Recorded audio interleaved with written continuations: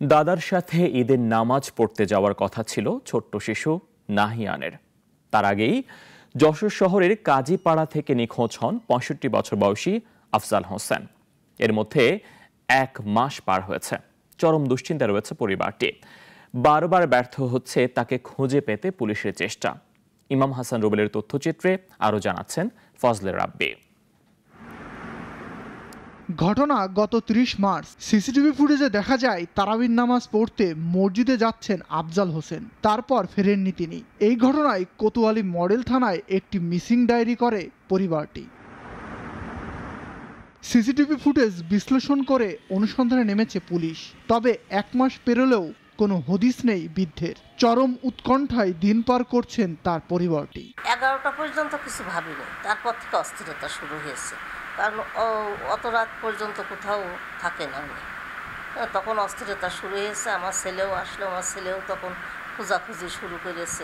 আমাদের প্রত্যেকের জিজ্ঞাসা যে আব্বা কি হয়ে গেল।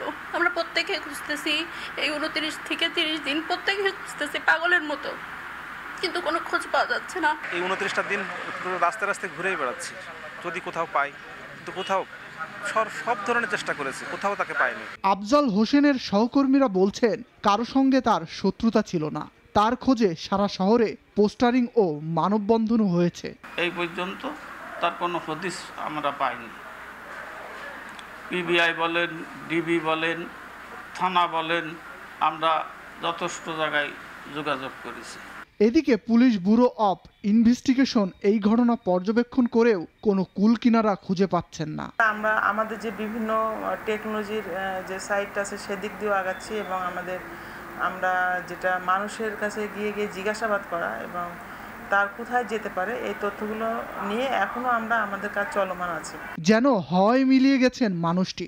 সব মিলে চরম হতাশায় দিন পার করছে ভুক্তভোগীর পরিবার। তাই প্রশাসনের কাছে তাদের দাবি নিখোঁজ আফজাল হোসেনকে খুঁজে এনে ফিরিয়ে দেওয়া হোক পরিবারের কাছে।